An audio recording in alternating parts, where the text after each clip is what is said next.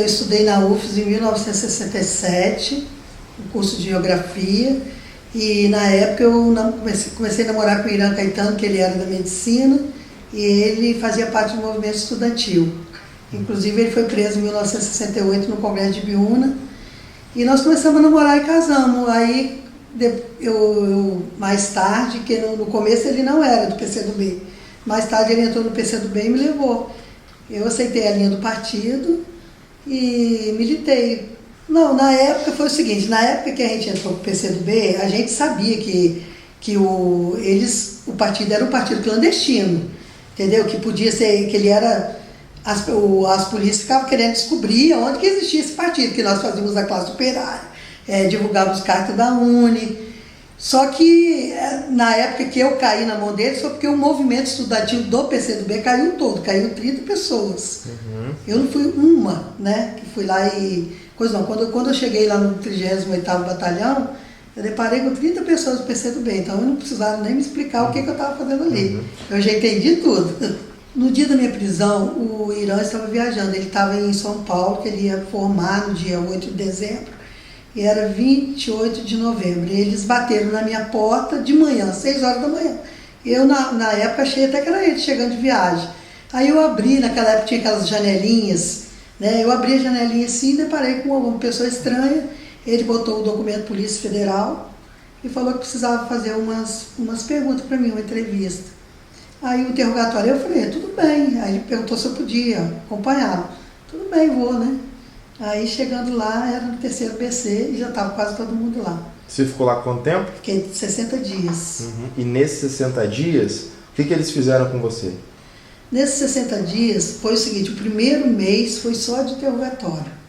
O primeiro mês eles tratavam a gente assim, depois que os soldados iam embora, era sala de tortura.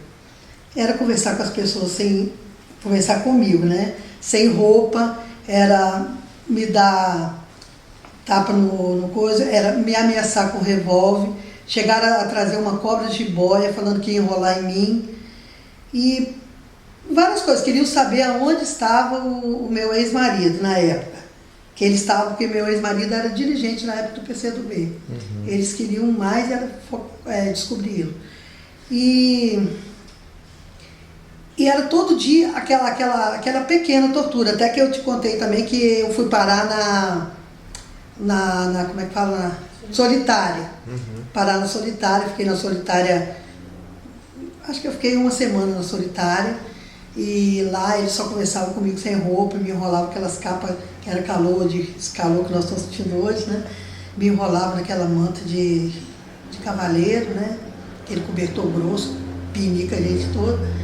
E as torturas foram desse jeito. E eu fiquei 30 dias sendo torturada. Quando chegou o final de 30 dias, eu, Marcela e a Miriam não tínhamos falado nada. Aí eles pegaram, nós combinamos, botaram nós 3 numa sala, nós combinamos que não tinha mais nada que a gente esconder, que já estava tudo falado.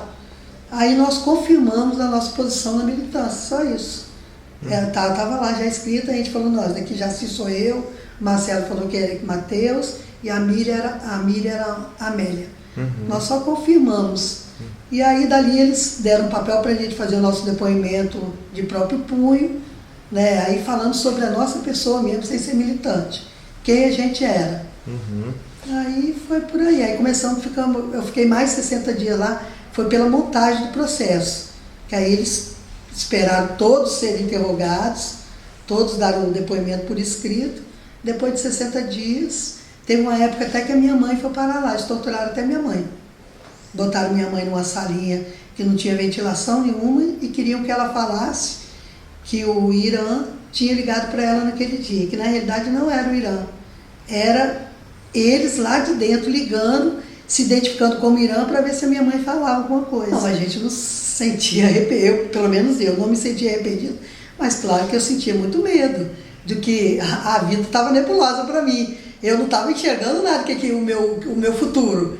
Para mim, dali eu poderia ser assassinado, podia morrer, né, eles podiam me torturar mais, porque a ideia é que quando a gente entra no PCdoB, eles dão coisas para a gente ler, dão manifestozinho sobre tortura, e a gente sabe que não é fácil o que a gente poderia passar na mão deles. Então, eu realmente, eu tinha eu tinha muito medo do que poderia acontecer comigo.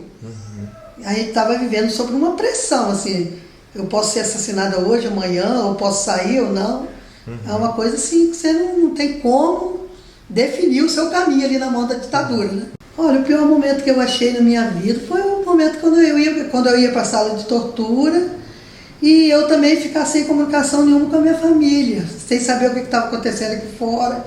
A gente não sabia de nada, a gente não tinha um rádio, não tinha nada para saber o que estava se passando, entendeu? Então foi aquele momento, assim, foi difícil ficar lá, sem você saber o que está acontecendo, você numa cela, o dia inteiro trancada, e até na hora de você usar assim, um banheiro, que na nossa não tinha banheiro, então a gente ficava naquela cela trancada, na hora que você tinha que usar um banheiro, você tinha que ir com o tenente oficial de dia, ele pegava e levava você como um cachorro, chegava lá e não deixava você usar as instalações sanitárias sem eles estarem olhando, você não podia tomar um banho sem eles estarem olhando, porque também a gente só começou a tomar banho depois de uns 15 dias que estavam lá, porque no começo foi tudo sem banho, eles não deixavam a gente, era só investigação, não era, né, não podia comer, e só a gente recebia aquela marmitinha do almoço, né?